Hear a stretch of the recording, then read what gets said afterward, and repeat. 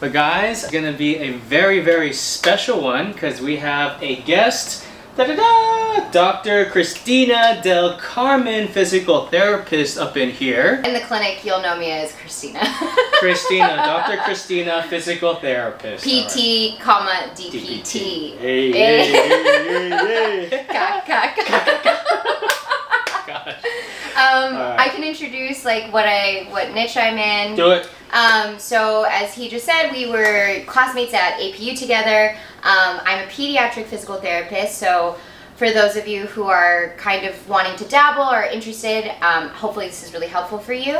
I've been working at my company in downtown LA it'll be a year at the end of April, so it's really exciting for me to celebrate. I'm currently living at home, just so you get the full picture, and I'm commuting from Anaheim to downtown LA. I'll throw that in there. But the benefit of this COVID pandemic is that I'm only going in the clinic 2 times a week, doing clinic and in-home visits, and then doing Zoom, so working from home the other days. I also am I work per diem at Concentra Physical Therapy. Some of you may know because they're with Select Medical. So I also do outpatient orthopedics in the work comp setting, which is a good mix, so it keeps up my ortho skills. Yeah. Yes. So yeah, guys, she was interested in, got into PT school and got interested in pediatrics physical therapy because I know that's something you always were like, this is what I really want to work with. Actually, correction. Oh. So I didn't know anything about peds, and so I didn't really know at all actually what it looked like to do PT for kids. But I asked for a rotation in the pediatric setting because it's, you check a box, yes, maybe, and no. So I said yes, sign me up. A wise sage once told me, just say yes to various different opportunities, especially ones that are outside of your comfort zone. Wow. So that's a good piece of knowledge because you just don't know what you don't know, and then once you try it, you can at least know, hey, that doesn't work for me, or yes, that does. And so it was my second clinical rotation. I had a outpatient pediatric rotation in Huntington Beach. A lot of our kiddos came from the regional center, which I don't know if I'll go into, but if you're interested, it's funding through the state, through the IDEA Act, funds basically PT for kiddos under 3 years old, at least in the county of LA, to receive PT services if they are 30% delayed in gross motor. But in Huntington, sidebar, I was seeing a bunch of kids of different ages, and it's just different per county. But yeah, it got me really interested, and I actually have a background, I mean I can talk about dance later. Do it. I'm a professionally trained classical ballet dancer for 15 years. Oh, whoa! But I have like such an eclectic, I guess, past and experience, and so I think teaching ballet for a long period of time as well has helped me to engage with kiddos more, even though I actually prefer teaching the older ones. It's different now that I teach kids in a different setting in which they have disabilities, or we talk about impairments in PT school. So we can talk about any of those things whenever you want. Why don't you share about why you find pediatrics to be a meaningful type of specialization? Like, sure. What about it made it so that you just became so drawn to it? Like, it should bring you meaning, right? Because you're really passionate about it. Right. So what about that? Yeah. So if you guys know, in PT school, there's a lot of coverage in orthopedics, which is joints, muscles, nerves, and then there's neuro, right? And I don't know if you've covered this before. Yeah, a little bit. Yeah, so we have ortho and neuro, and those are like your bread and butter subjects. A lot of your classes are based around those two things. Yeah. We also went surfing and hiking this morning. We did. So shock is brought. Yes. I'm still in Hawaii. I was here yet. I'm here. So just a quick sidebar. So Bobina is visiting and she's staying with us, and she's my classmate. And today is my day off. Yes. So of course I am doing everything I can because I love this island. So we went surfing in the morning. He likes me too. We went for a hike. Oh yeah, I guess she's pretty cool too. And I was like, we're gonna do this live, might as well be on here. So we're just super stoked. Yeah. But you know what? Trying to live an active lifestyle. So. Yeah, we can talk more about that later. Yeah. But as I was saying, ortho and neuro. And neuro you have, I'm just really blanket statementing, but like statementing, if that's a word or a verb. But you have like strokes and, you know, traumatic brain injury and more, spinal cord, that kind of stuff. So peds is like the perfect mixture, I feel like, of both, depending on what age you work with. So I work with early intervention, which is 0 to 3 years old. Also known as EI. EI. EI. So if you like want to say jargon and throw it out there, EI. And so, so I work. The question was, why did you find it meaningful to be in I think because it's a mixture of both. So I'm applying my orthopedic knowledge and also my neuro knowledge. Some of these kiddos that I see have Down syndrome, have autism, they have just pure developmental delay. Like there's no diagnoses, but they're just delayed. Some of my kids haven't started walking until 19 months, which is pretty late. We expect them to walk at 12 to 15 months. I also find, more diagnoses, kiddos with cardiac issues, organs are developed outside of their stomach. There's just and a lot of prematures, so preemies. Yeah. So there's just a lot of different ranges, and what's really cool is what you find in an orthopedic setting is that like you want to treat the patient specifically, and that's the goal. But there are certain exercises that you're always going to do for a shoulder impingement, or you know, and we don't try to identify patients by their, but you know, in this setting, you know, or it's a hip replacement. This is like, we're gonna start off with ankle pumps if they're super acute, and like bending the knees and all that. But with kids, it's a little bit different in that, depending on what developmental milestone they're at, we're working towards. So let's say a kiddo isn't quite pulling to stand up yet, so they're crawling, aka creeping. They're, you know, able to transition out of sitting to hands and knees. They can sit independently, but they're not quite pulling to stand at a surface. I'm going to work on core things. So I have like core things to work on. I have ways to, you know, motivate them to pull to stand at a surface by putting a toy at the, you know, at back of the couch. So they're like distracted almost. Yeah. To try to get them to do a task that you want them to do. Exactly. So it's like there's a lot of dynamics, and then you have the kiddo themselves at what they prefer. So like the toys that they like. Do they like songs? Do they like a lot of proprioceptive type activities or sensory activities? Bubbles. Yeah, bubbles. We have the swing. We have bouncing on the Swiss ball. You know, do they like jumping because that input from the ground gives them that satisfaction?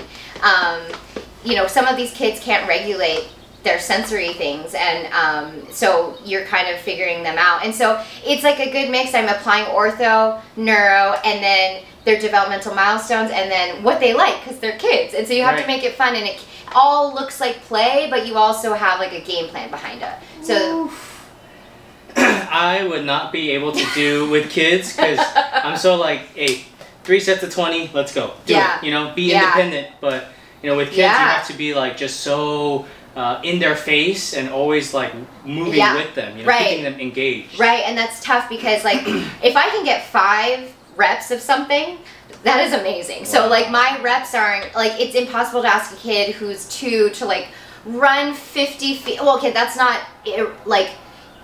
You can't tell them to do like 10 curls. Yes, essentially. So I have to make it fun and exciting, and so I'm gonna, you know, we clean up the toys. So usually you have these toys that are like curl, grab it and curl, right? Similar, grab the toy and curl. But like, you know, you make the toys almost like represent reps. So we go clean up the coins to put it in the piggy bank. Like we're gonna run across the room and take 2 coins, and there's like 10 coins, so we get that 5 times. And then when they start tapping out and they're like, I don't want to do this anymore, you're like, there's still more coins to clean up, and then sometimes it just really doesn't go as planned. So it's a really dynamic, quick moving thing where I'm like, oh, they're grumpy today, so maybe we need to do something a little bit more calm, and they're attending to a task, which is also good for their development. You're thinking about them cognitively with like everyday activities, like putting on shoes. Like I don't just rip off their shoes, like we do it together. Right. Fine motor stuff, like putting the coins into the piggy bank. I'm thinking about speech, like, you know, do we say more if they're not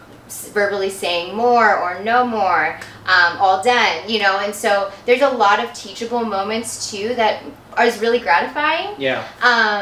But yeah, so I don't know if I answered that question. Yeah, for sure. I mean, we could tell you're super passionate about working with pediatrics. Yeah. And I don't think it's talked about enough to just, just make known as to like what this field actually entails. Yeah. Right? I think there's just, you work with kids. Right. Like, what specifically? Sure. So I think the way that you explained it of saying like, like proprioceptive touch, making sure they are jumping or they have different things that they need to work on. Yeah. And you share a little bit about how you can do all of that together. Yes. With peds. So I think that's awesome. Yeah. And it's a lot of working with the family unit, and COVID has really like nurtured that, because the parents have to be involved with their Zoom sessions. If you have a 9-month-old, like, you're not going to get that 9-month-old to roll or to,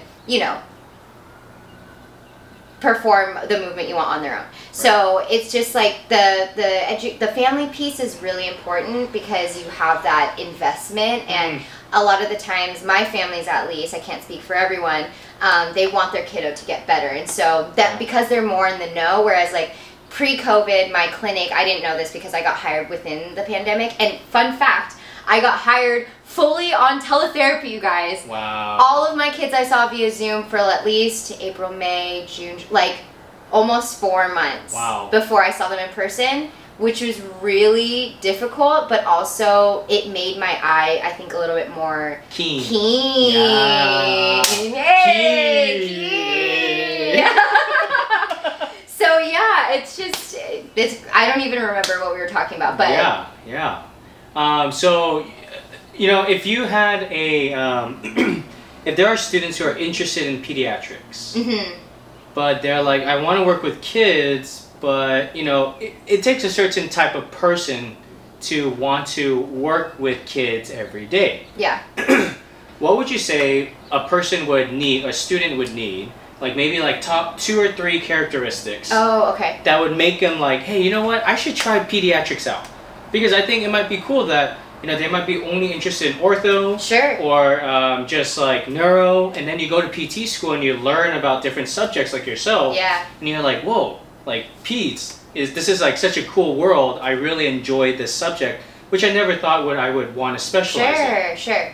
So to clarify, are you asking me what 3 characteristics you need to do peds, or to be a successful who would love to do peds? Okay, so open-mindedness, like you're gonna go in knowing that it's not gonna go as planned, but you have an idea of what you want to work on. I've learned to just go in, and a lot of times the kiddo's gonna direct the session, because you don't want to force them. When they know when you're being, when you're being forced to do something.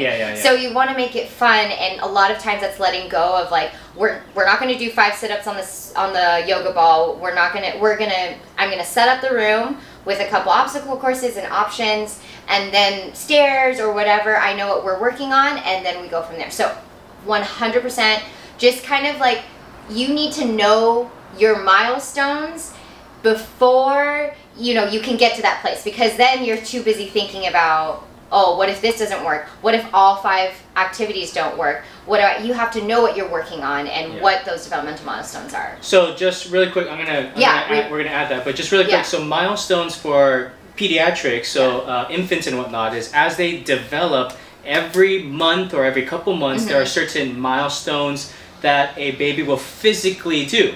So like some of them at 3 months will be tracking,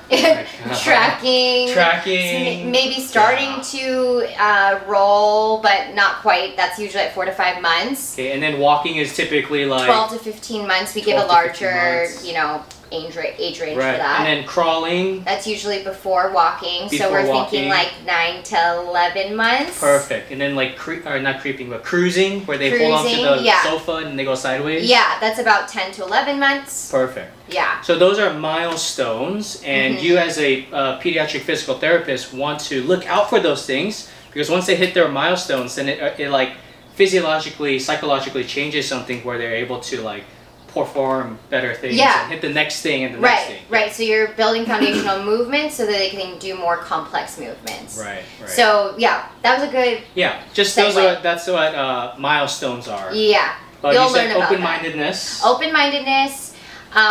knowing your developmental milestones. Knowing your developmental milestones. And then, man, there's just a lot. But I think being like, not just putting your agenda on the kid, like you want to be present with what the kid is telling you. So some of them are not able, they're too young to tell you, but if they're getting tired, let's change it up. Like, so reading your patient or your kiddo and understanding like, oh, they might be really tired because this is their third therapy today. One via Zoom, second in person, you know, and you know, what if their parents are going through a move? You know, they might not be as engaged, and so, or they're really energetic today, so we're gonna just do a ton of jumping, you know, and running. And you can't just, yes, kids have these developmental milestones, but you want to also think of them as like they're developing humans, and you need to nurture that.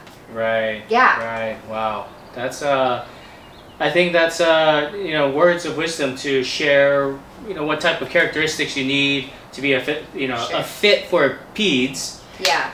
Because let me tell you, I am not a fit for peds, even though I may have those characteristics like open-mindedness, knowing your milestones, preparedness and stuff. Yeah.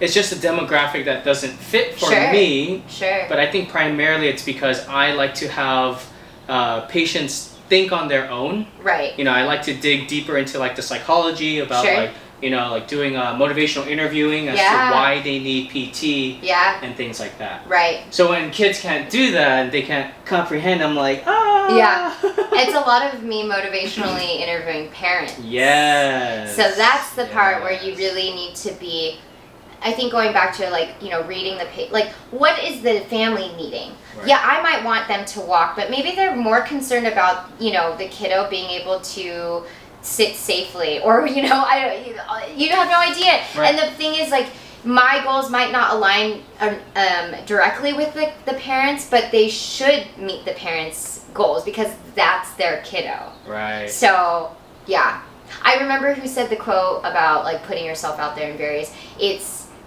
oh my goodness, it's the head guy at the director of SoCal Kaisers. He said, if I were to go back to PT school, I would say yes to a pediatric rotation because the more environments you're exposed to, the better you'll know who you are.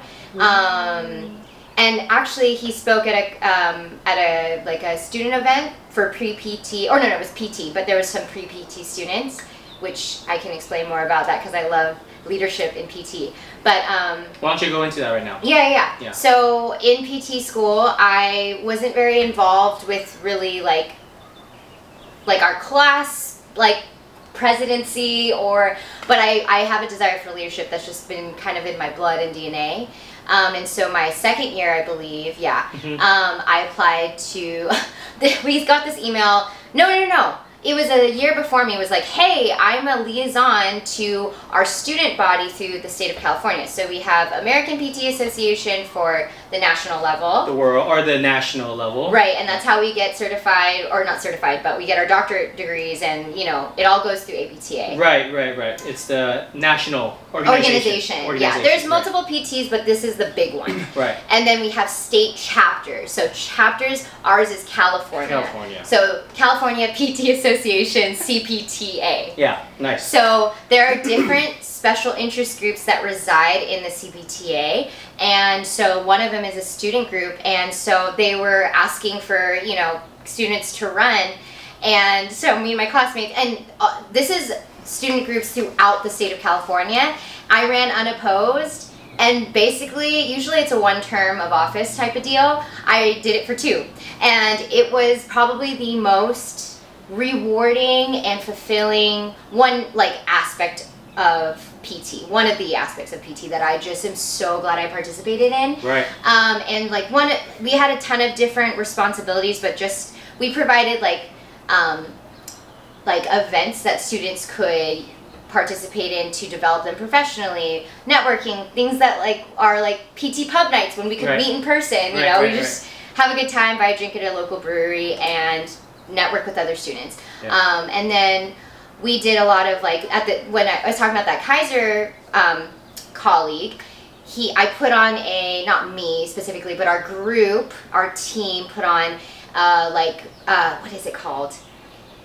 Con Ed course? It was kind of like a Con Ed course, but we talked about like the hot topics of PT that students wanted to find out about. So one of the topics was residency and fellowship, and that's how the Kaiser friend talked about, you know, expand your experience. And so, yeah, we just did a lot of that. And what's really cool is, you know, you want to advocate for your profession as well. So there's like legislative events, you know, whether or not I'm really going to butcher stuff, but I did participate in ledge stuff, but you know, billing and like ATC bills. ATC bills, or even like the Medicare cuts yes, that are going to happen that's with right. PTAs, right? Yes, yes. So advocating for that so that your clinic will get reimbursed Sure. without the cuts and stuff. So important things, like you want to be doing your due diligence, and this provides a way that you can do it in a more structured way. Right.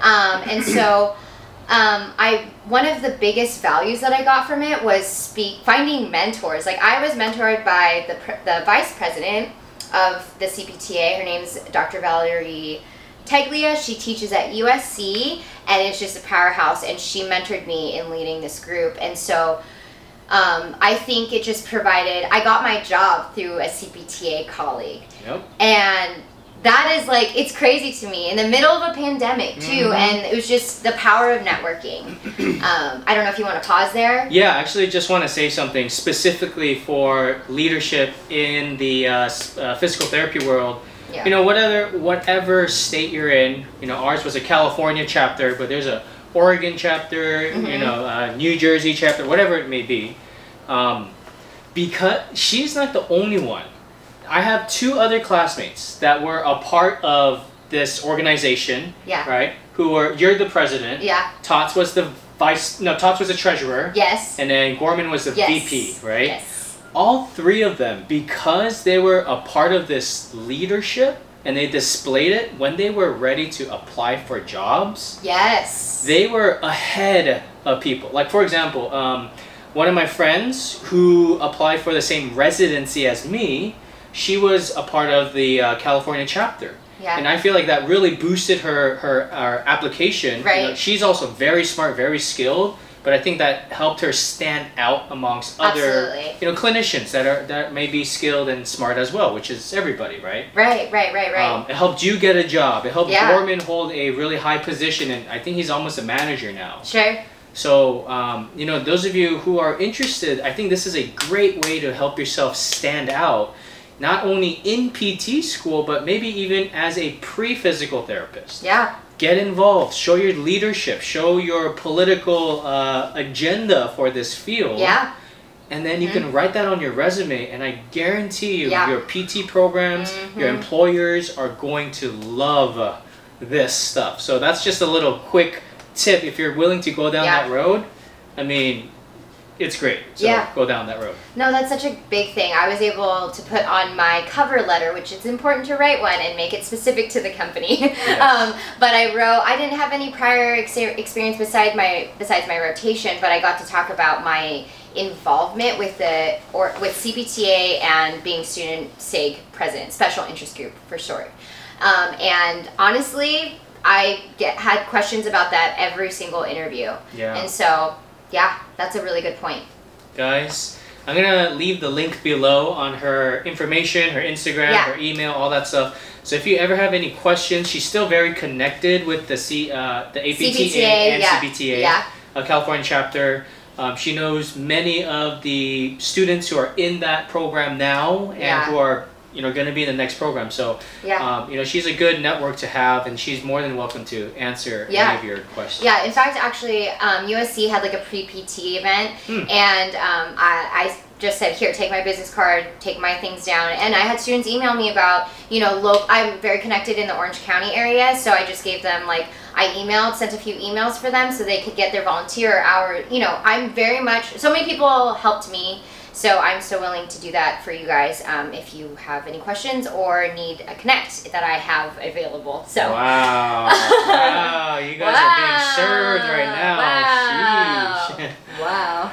All right, well, Christina, we're gonna end it here, but thank you so much for carving out time on your vacation. Carving out time, putting the wax on the board. Delirious. It's been a long day. But we're gonna still continue, hit the beach for the sunset, so we're gonna head over for that. Yeah. But yeah, if students are interested, we'll link the description and everything in the link below. Yeah. And if you guys have any questions during this video, then please make sure you comment below so I can answer that. And if I don't, then I can refer you to Bobina over here. Refer out. So that she can help you out there. Alright, y'all, so thank you so much for this video, and you guys have been so diligent, and I know you learned so much about pediatrics, physical therapy. I think this is a field that should be talked about more and more. I agree. And more students to just know what the heck it's like, and to see if they like it or they don't, you know?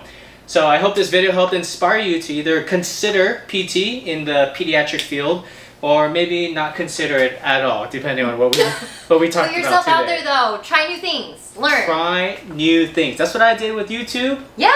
And look how I'm doing with you guys, huh? Hey. Alright, guys. Stay lifting. Stay aloha. God bless. Have a great one, you guys.